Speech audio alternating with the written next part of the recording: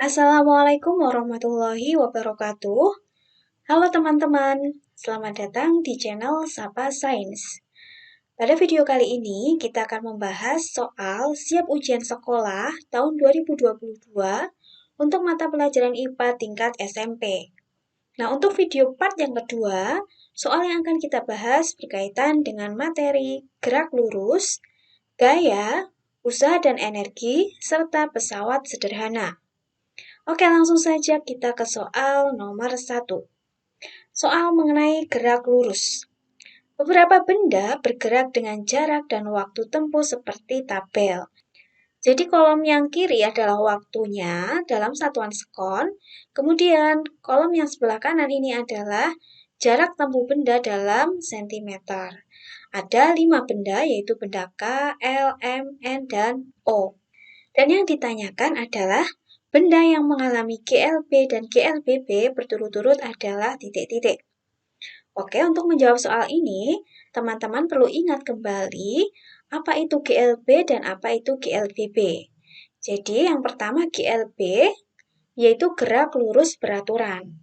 Nah, ciri-cirinya adalah lintasannya lurus, kemudian kecepatannya tetap atau V-nya tetap, lalu percepatannya 0 atau A-nya sama dengan 0.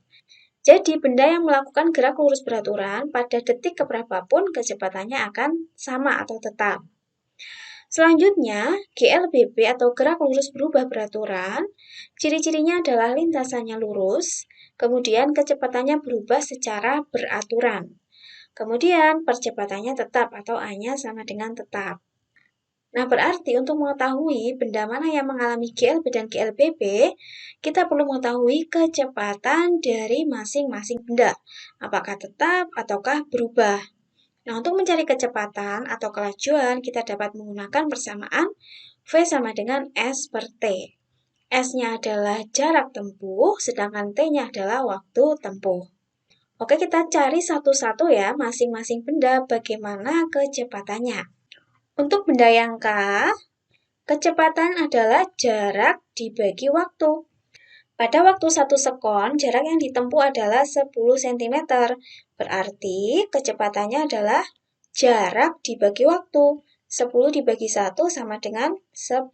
Kemudian, 30 dibagi 2, hasilnya 15. Lalu 60 dibagi 3, 20. 90 dibagi 4, 22,5.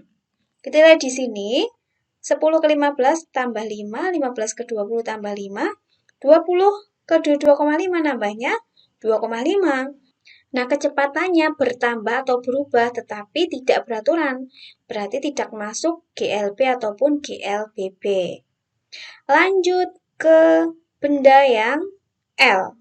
Kita cari dengan cara yang sama, jarak dibagi waktu. 15 dibagi 1 hasilnya adalah 15. 30 dibagi 2 hasilnya 15. 45 dibagi 3 hasilnya 15. 60 dibagi 4 hasilnya 15. Kita lihat di sini kecepatannya tetap 15 cm per sekon terus. Berarti yang L itu termasuk gerak lurus beraturan atau GLB. Lanjut ke benda yang M. 20 dibagi 1 hasilnya 20, 40 dibagi 2, 20, 60 dibagi 3, 20, 80 dibagi 4 juga 20. Berarti benda M ini melakukan gerak lurus beraturan atau GLB. Lanjut ke benda yang N. 5 dibagi 1, 5. 20 dibagi 2, 10. 45 dibagi 3, 15. 80 dibagi 4, 20.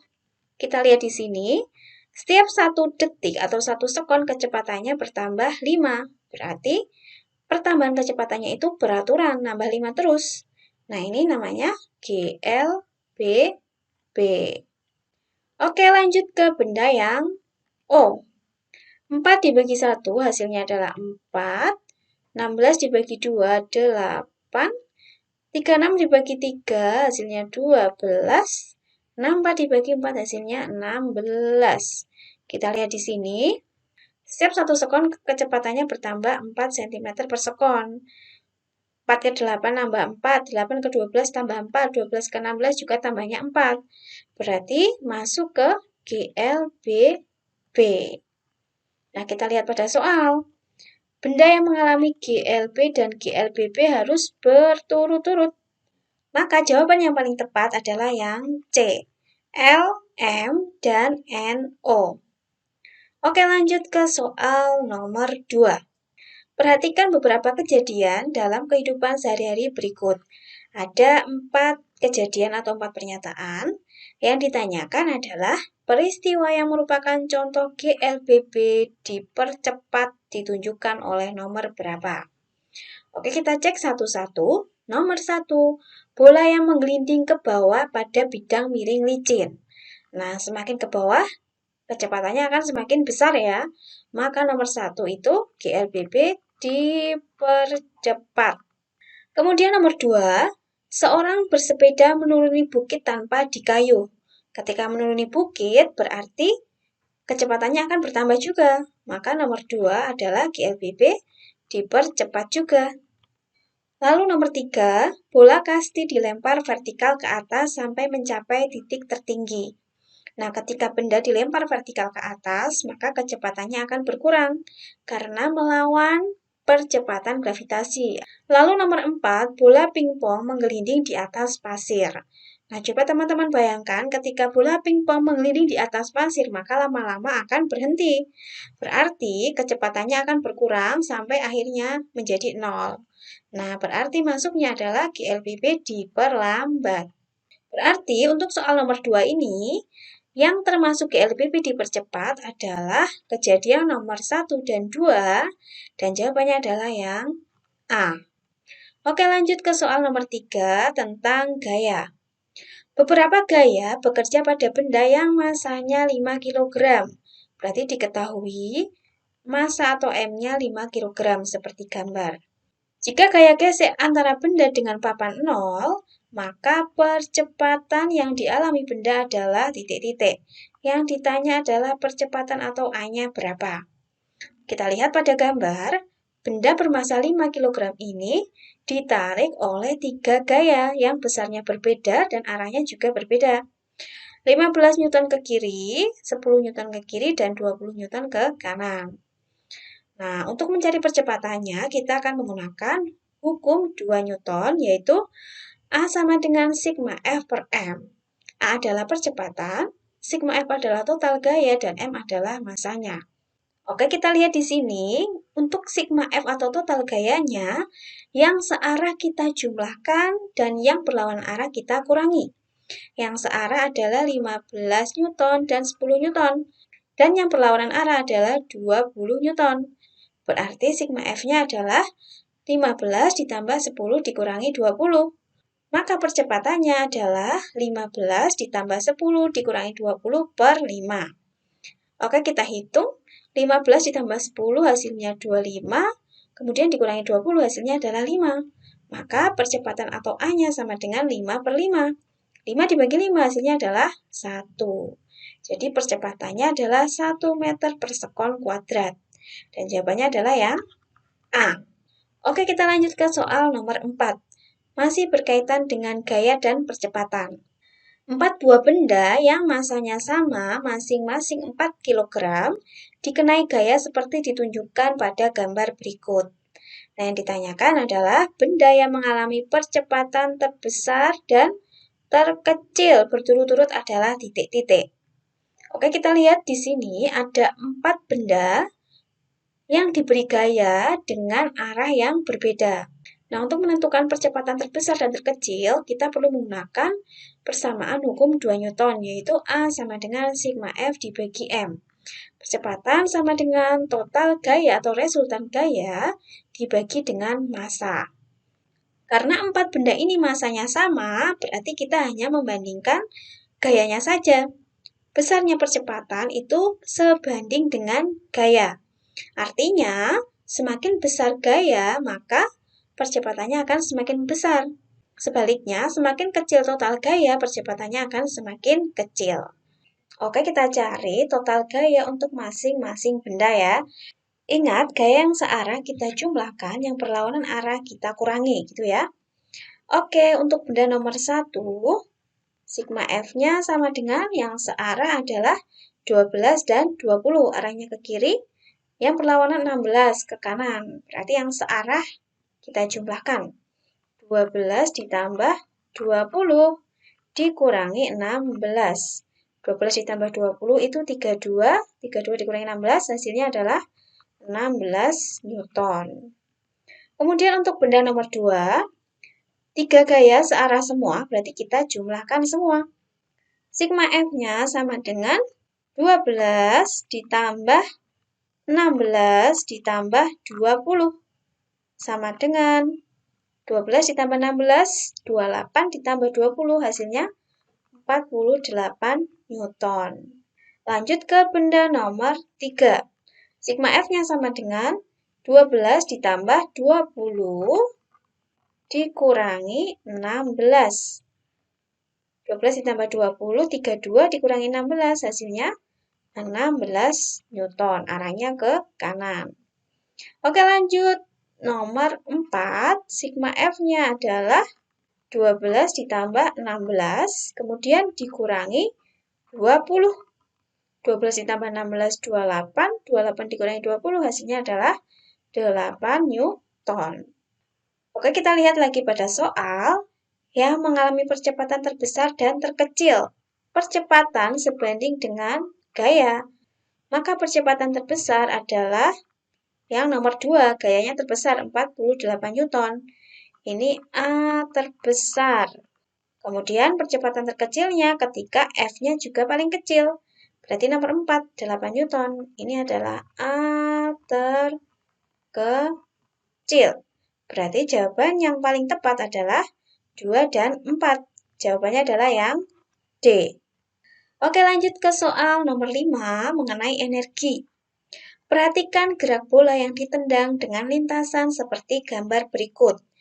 Bola ditendang dari A ke B ke C sampai kembali ke tanah, lintasannya berubah parabola. Nah, pernyataan besar energi potensial gravitasi dengan energi kinetik sebagai berikut. Ada 4 pernyataan. Yang ditanyakan adalah pernyataan yang benar ditunjukkan oleh nomor titik-titik. Oke, teman-teman perlu ingat pengertian dari energi potensial gravitasi dan energi kinetik. Jadi energi potensial gravitasi atau EP adalah energi yang dimiliki benda karena posisi atau ketinggian atau kedudukannya. EP sama dengan M dikali G dikali H. Massa dikali percepatan gravitasi dikali H ketinggian. Lalu EK atau energi kinetik adalah energi yang dimiliki benda karena gerak atau kecepatannya. EK sama dengan setengah mv kuadrat. M-nya adalah massa, V-nya adalah kecepatan. Nah, ketika benda dilempar seperti ini, maka energi potensial terbesar itu ketika hanya paling besar atau paling tinggi kedudukannya. Maka EP terbesar itu yang posisi bendanya atau bolanya itu di paling atas. Berarti yang B ini adalah EP terbesar. Lalu kebalikannya, energi kinetik terbesar adalah posisi ketika benda letaknya di paling bawah. Berarti di titik yang A ya. Jadi di A ini EK-nya terbesar. Jadi semakin ke atas, energi potensialnya semakin besar, tetapi kinetiknya semakin kecil. Semakin ke bawah, EP-nya semakin kecil, EK-nya semakin besar. Oke, kita cek pernyataannya satu persatu. Pernyataan nomor 1, energi potensial di A dan C paling besar. Salah ya, paling besar itu di B. Kalau yang nomor 2, energi potensial di B paling besar. Nah, ini benar. Nomor 3, energi kinetik di A paling besar. Ini juga benar. Nomor 4, energi kinetik di A dan C sama besar. Salah ya, A dan C ini ketinggiannya tidak sama. Berarti energi kinetiknya juga tidak sama. Lebih besar di A daripada di C. Berarti pernyataan yang benar ditunjukkan oleh nomor 2 dan 3 dan jawabannya adalah yang C. Oke, lanjut ke soal nomor 4, masih berkaitan dengan energi. Buah kelapa jatuh dari pohon seperti gambar, ketinggiannya adalah 20 meter.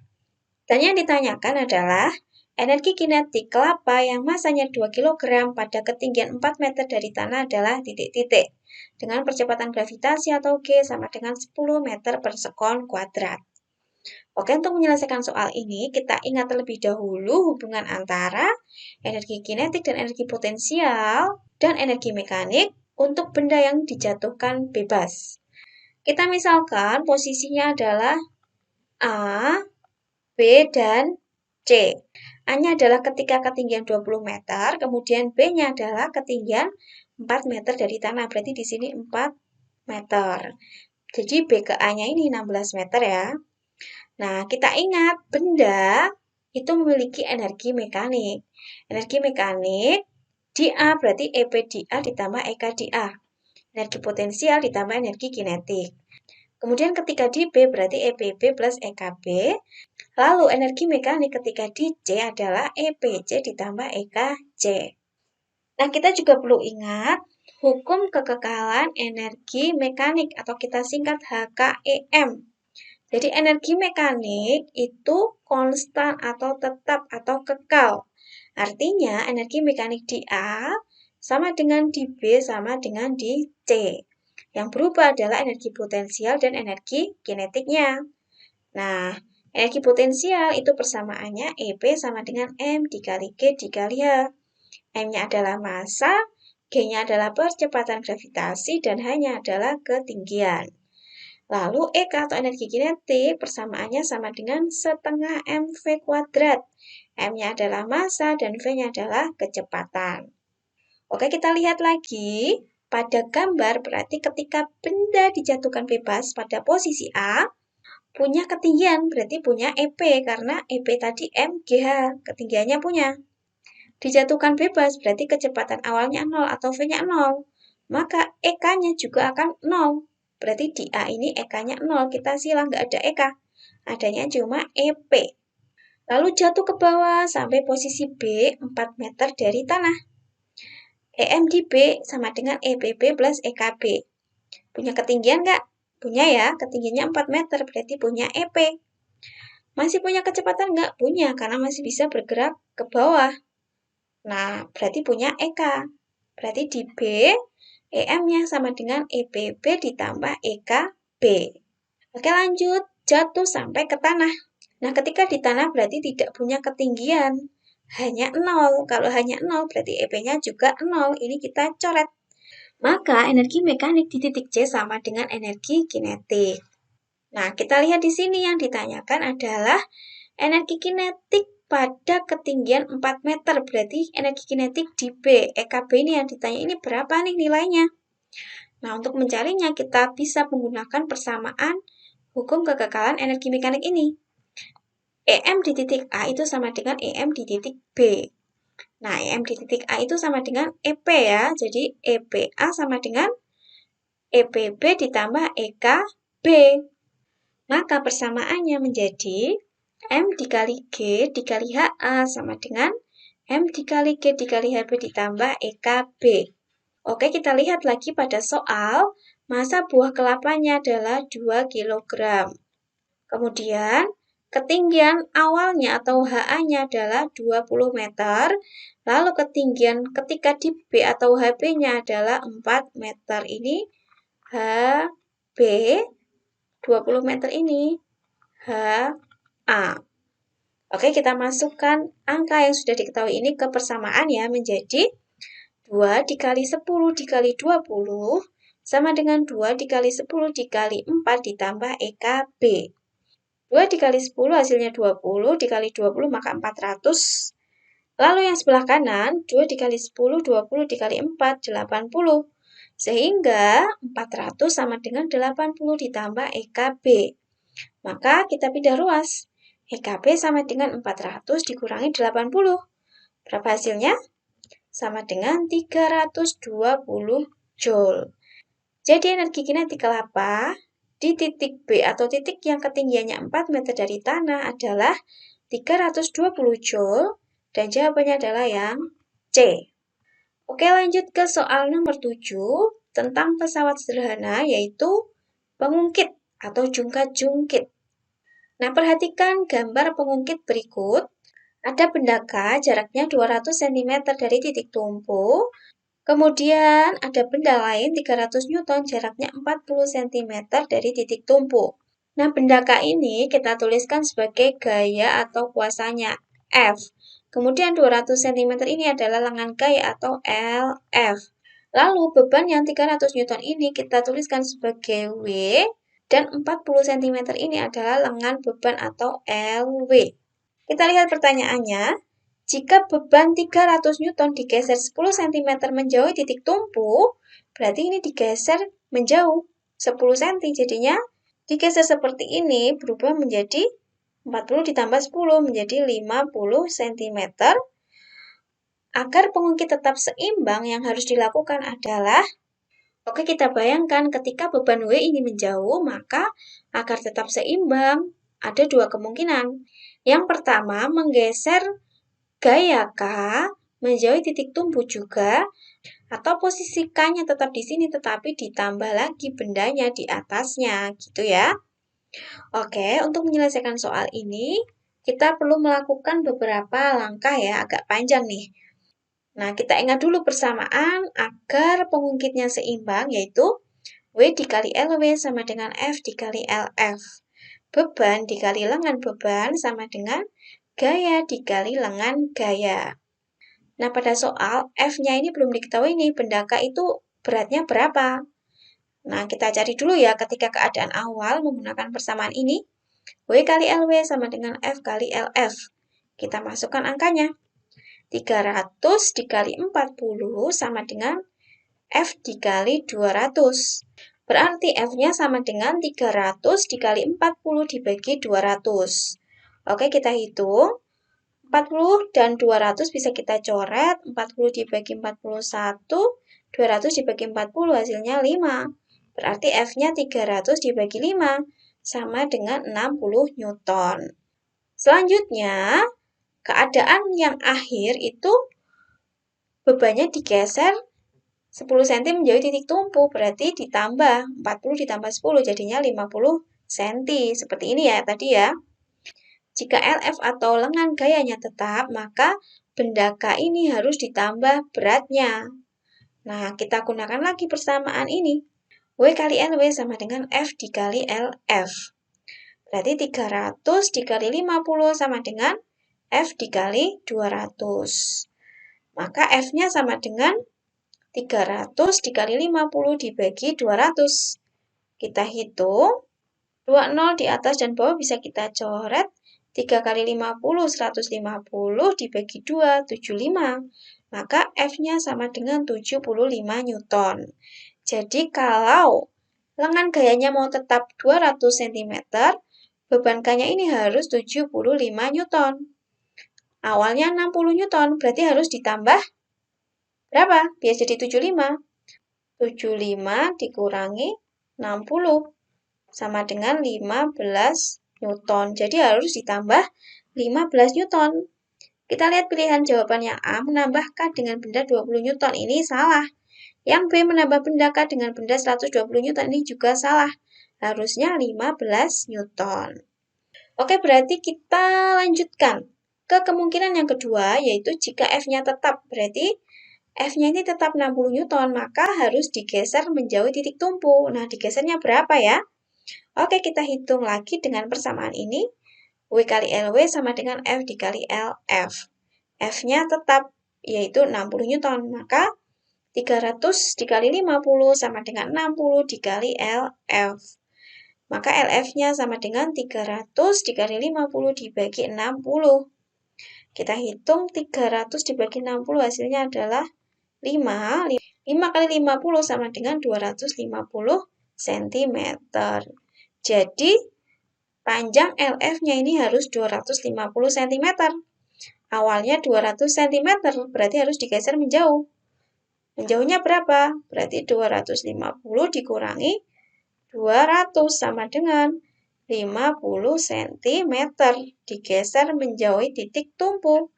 Berarti jawaban yang paling tepat adalah yang C ya, menggeser K sejauh 50 cm menjauhi titik tumpu.